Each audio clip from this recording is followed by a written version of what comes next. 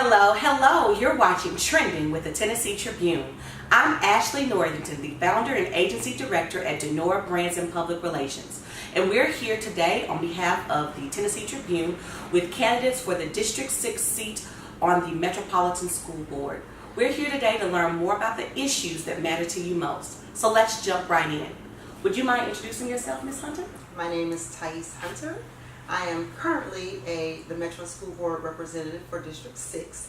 I am a Navy veteran, speech-language pathologist, and an educator. Currently, I work at Tennessee State University in the Department of Speech Pathology and Audiology. The reason I chose to run for re-election as school board member is because I would like to continue the initiatives that we began since I started. Of course, 2 years ago, we all voted Dr. Joseph in as our new director of schools, and right now we're headed in a phenomenal direction, and I feel extremely responsible to make sure that we continue the growth that our district is starting to see. Wonderful. Well, good evening. My name is Dr. Earl Lattimore. Currently, I'm a Community and Chief Site Manager for Metropolitan National Public Schools. I have 2 children who are in MNPS schools. I have been a former juvenile probation officer, a family involvement specialist with Metro National Public Schools. I've worked for Children's Services as well as been worked as a residential treatment facility for at-risk youth. And I consider myself to be a community change agent. And I love to advocate on behalf of children. That's what I built my career on. That's what I do and do well. I do feel like having worn so many hats and doing it simultaneously over and over again, that there is a space on the board as it relates to providing children with adequate resources. I believe in equity in education, and that does not just look like academics, that's also social emotional supports, which is something that I feel like I'm well versed in. I would like the opportunity to be able to express that and work with children and families in need, and the board position will allow me to do that. Wonderful. So, Ms. Hunter, if you're reelected, what would be your top 3 priorities? So right now, equity is big in our district, and that's one of the things. Right now, I'm serving as chair of our Budget and Finance Committee, and for the first time ever, we are now looking at making certain our neediest kids get the funds through Title I.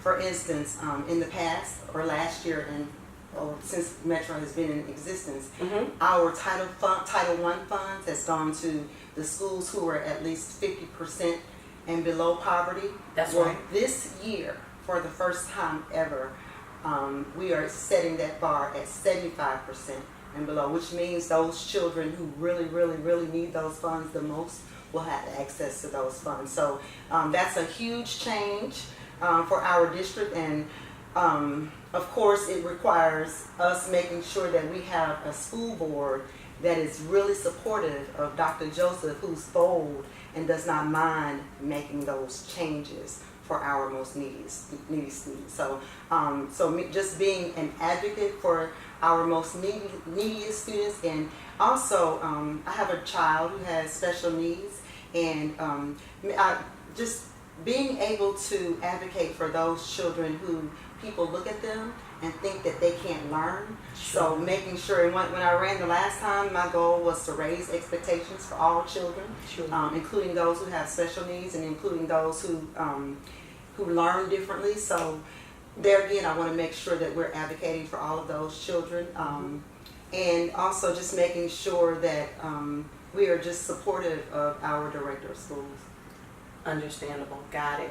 So, Mr. Lattimore, what about you? If you were to be elected, what would be your top 3 priorities? So keeping in mind that the focus of the district is to be the fastest improving district in the nation as it relates to urban education, I'm going to go back to equity most definitely. And again, while that does look like a proper disbursement of funding as it relates to academic supports, again, I'm all about that social emotional care. I believe that children need to be looked at holistically, and there's a lot of care that needs to be provided in order for learning to begin to take place. So that would be number 1 for me. Number 2, I would look at before and after care and funding as it relates to those things for children. That is something that is big and that is desperately needed. There are lots of organizations within the metropolitan Nashville community who are wanting to support children in that way. And the third thing would be transportation. Transportation is a big thing. A lot of children can't participate in a lot of activities because they don't have the adequate transportation to get there. Parents are working, and there's a lot of children that are at home after school, but they could be doing things that are more beneficial to their growth and to their success, even within the school building and community centers if they have adequate transportation. Sure, got it.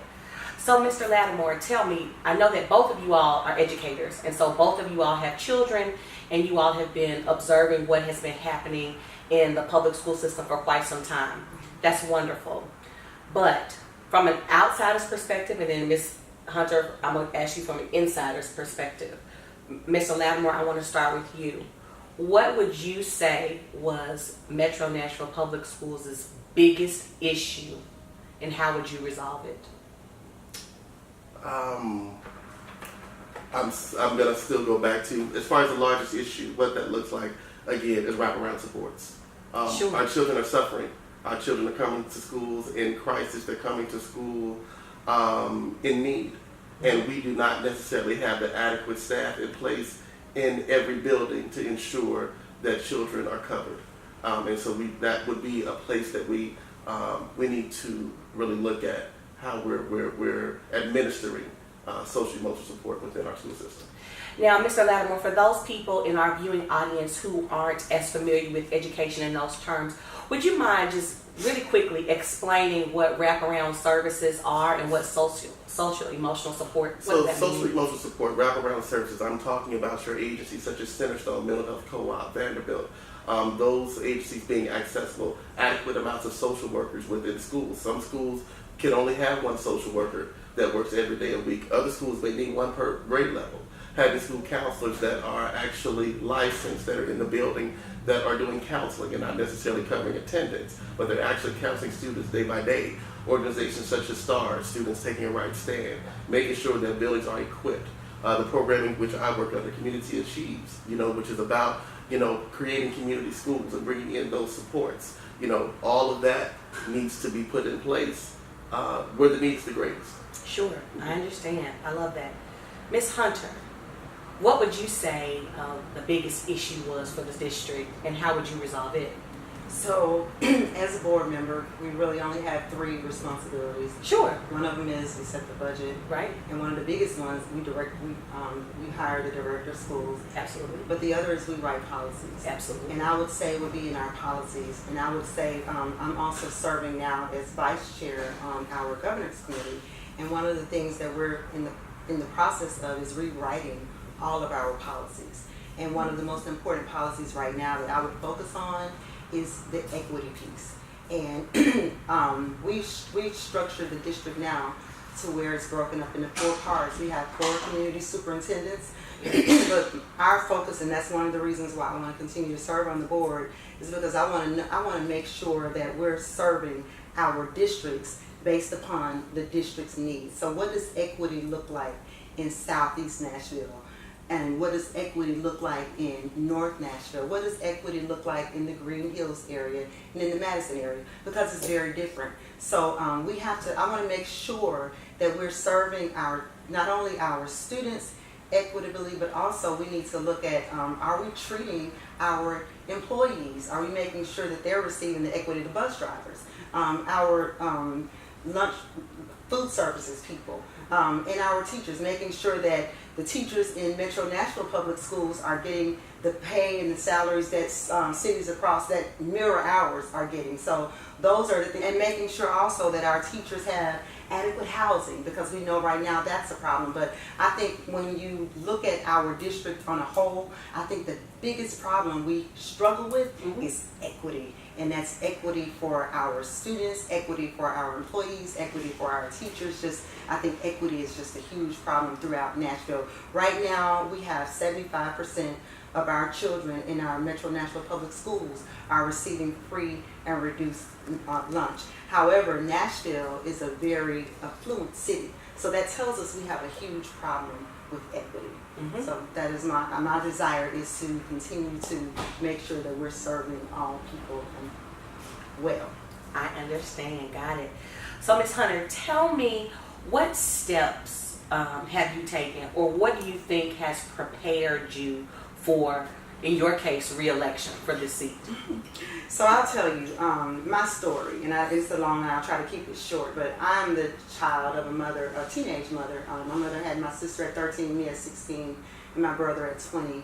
And I've walked the walk, but I've not made it to the heights. But I think when I talk to people, when I consider what's happening in homes, when I consider what's happening to our children, when I consider what's happening to our families, I get it. I understand because I've lived it. But I've also been able to have a level of success as well. So, and people looked at me and thought that I couldn't do it, but I was able to graduate from high school, graduate from Auburn University. I was able to graduate from Tennessee State University grad school. So, just those challenges that I faced. I was in the Navy Reserves. I was our recruit chief petty officer, and that was very, very difficult, especially when you come from a home that you were raised by a single parent police officer mother. Mm-hmm. But just being able to just life itself truly has prepared me to serve. Mm-hmm. I understand. Mr. Lattimore, what about you? What would you say has prepared you for this responsibility? I would definitely say the walk. And when I say the walk, I mean my life. Again, just speaking on the work experiences that I've had as it relates to community relations. And then, being, again, an active community member. What I mean by that is, I sit on the board for the Meharry Elam Center. I'm the current chair of the Davidson County Community Advisory Board. I sit on the board for Moves and Grooves, different organizations within the city. So I am actually doing that community work and actually being engaged, doing community listening sessions, working with different organizations, trying to hear that voice. I'm a parent. And so from that aspect, that is, for me, it carries a broad scope because I'm a parent and then also an employee. Mm-hmm. And so having that purview has prepared me. Being in the work, doing the work, day in and day out. Everything that the board stands for and everything that they does affects me professionally and personally. And so having that sight and that insight and knowing my purpose, I believe has prepared me to be able to run this race. Wonderful. So here is the final question, okay? Why should the voters of District 6 vote for you, Ms. Hunter? So I've kept my promises. If I said I was going to do it, I did it. We are raising expectations for all children. We are also we're creating schools in District 6 that mirror schools across our district. So we're spreading good practices. That's one of the things I said I would do. I also said that I would get a director of schools that serves our children well. I made the motion for Dr. Joseph. I've been extremely supportive of Dr. Joseph. And I fought and I stood firm on issues that when we were trying to get a director of schools that I just knew was not good for our children. I stood firm on that. I was that one vote that refused to take less than what I knew our kids needed. So, and also because I am a mother, I have skin in the game still, and I believe in children receiving a quality education, and wonderful. Mr. Lattimore, why should the voters of District 6 vote for you? I believe that the voters of District 6 should vote for me because I am them. I am a representative of them. I am doing the work that they do. There's nothing that is overly exceptional about me. I think I'm an ordinary person who may be gifted and able to do some extraordinary things, but I'm doing the work of the people. And I want them to be reminded that it takes people to get things done. And I believe that I'm the person for the job. Wonderful. All right, Tribune with Tennessee Tribune audience, you've heard it here. All children can learn, and they can learn at high levels, and we have community people like Mr. Lattimore and Ms. Hunter who are here to support them. That's all for today. Thank you.